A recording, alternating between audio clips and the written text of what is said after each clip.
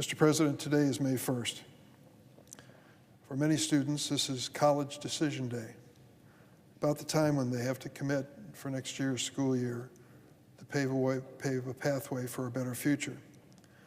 For Chicagoan Lakeisha Howard Williams, a straight-A student who dreamed of attending college to pursue art, this was certainly the case.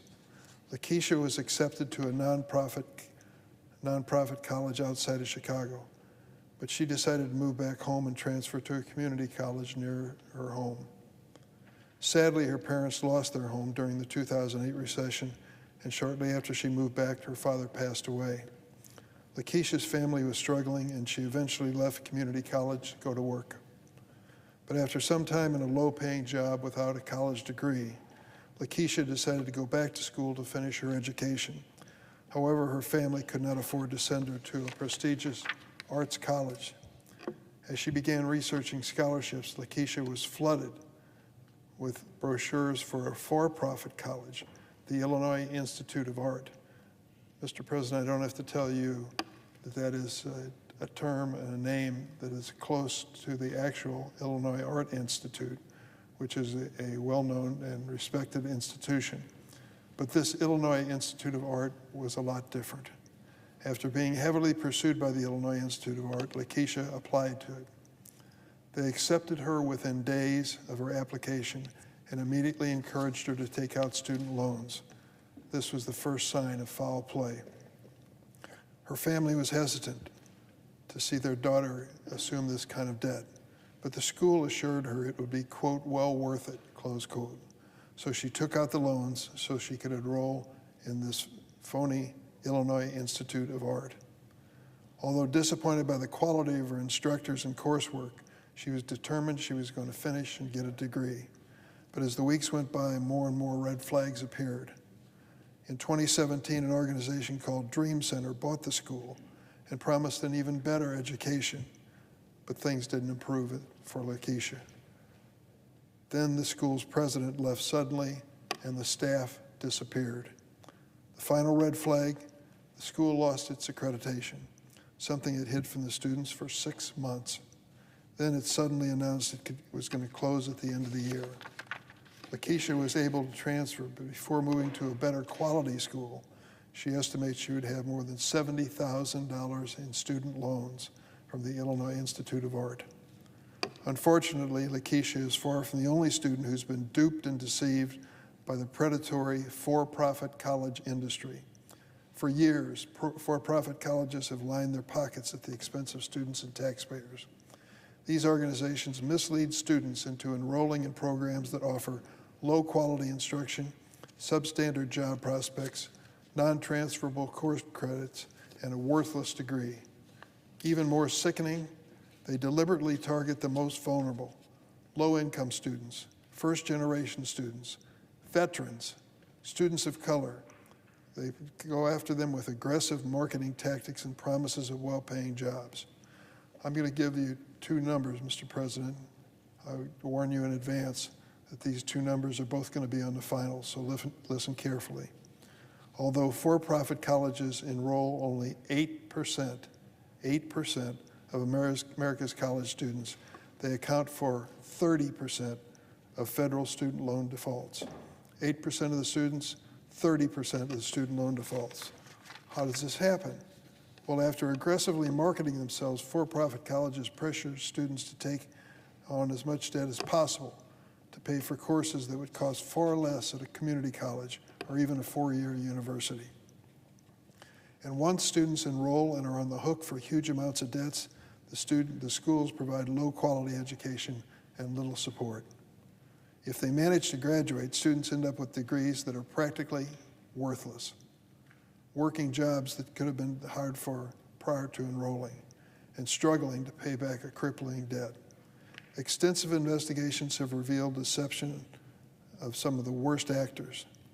But this morning, the Department of Education announced $6.1 billion in student loan discharges for 317,000 students who attended the art institutes.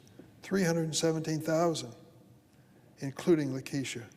In Illinois alone, nearly 13,000 students will see more than $250 million in borrower defense discharges.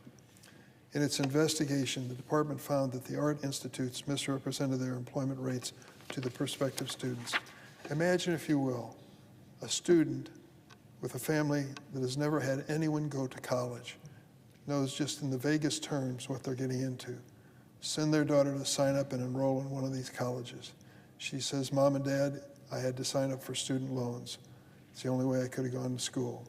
They think to themselves, well, maybe that's the sacrifice people make to get a college degree that ends up with a good paying job. It turns out it's a phony operation from start to finish. Falsified income data for graduates and denying career services to the graduates. They learn, unfortunately, years after they get the debt started, that they have a worthless investment. The department found similar and deceptive practices at other for-profit colleges like DeVry. DeVry in Chicago promoted false job placement rates. Grand Canyon University, sounds impressive, right? Lied to students about the cost of its programs. The Obama administration started to require accountability measures, but under the Trump administration and Secretary DeVos, lapdogs were replaced by watchdogs. Then Secretary of Education Betsy DeVos hired top officials who'd worked for the for-profit industry. It's a long past time that we hold these profit-hungry, fraudulent institutions accountable. What rankles me the most, Mr. President, is the fact that these students are not only the victims with student debt up to their ears, who have to change their life's plans, their career plans because of this indebtedness and the fact that their degrees are virtually worthless. I've met some of these young people. They sadly tell the story of living in their parents' basement because they had no alternative with the debt they'd incurred at these worthless for-profit schools. That's the reality. And the sad part, the tragic part, the infuriating part, is that the owners of these for-profit operations take all that money from student loans, offer nothing in return by way of education, and eventually when they go bankrupt, and they virtually all do, they end up off the hook. They don't have any personal liability. I've been calling for greater scrutiny of for-profit colleges for more than 10 years on the floor of the Senate. Aside from flying in the face of providing high-quality post-secondary education, these for-profit colleges are costing taxpayers millions of dollars. Despite well-documented misconduct, for-profit colleges receive more than $14 billion, $14 billion in federal student aid in the 2022-2023 school year. $14 billion from the federal government. That's why today I'm once again sending a warning letter. It's the 11th consecutive year in a row. I send it to every high school in my state, asking them to ensure students receive accurate information about the college they want to attend, including the risks associated with attending a for-profit college. I wondered when I first sent that letter out whether anybody would even open the envelope, and if they did, whether it meant anything. It's amazing. These schools tell me, thank you for doing this. It's a reminder, and we put it right in front of the students and say, Senator sends a letter each year to warn us about these schools. Be careful. These for-profit schools undermine all of the work and resources high schools devote to students, and warnings to avoid them can be the difference between a successful future and one saddled with a lifetime of student debt. I urge my colleagues, join me in sending a letter to the high schools in your state, warning kids who are being inundated with advertising about for-profit schools that they may not be making the right decision if they head in that direction. It is long past time that we hold for-profits accountable for the pain they're inflicting on our kids. They are exploiting our students and enriching themselves. Let's make sure that no young person gets conned into attending a duplicitous profit-driven institution. What percentage of high school graduates end up at for-profit colleges? That's right, 8%.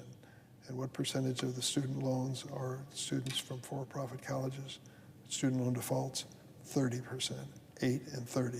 Those two numbers tell the story. I yield the floor.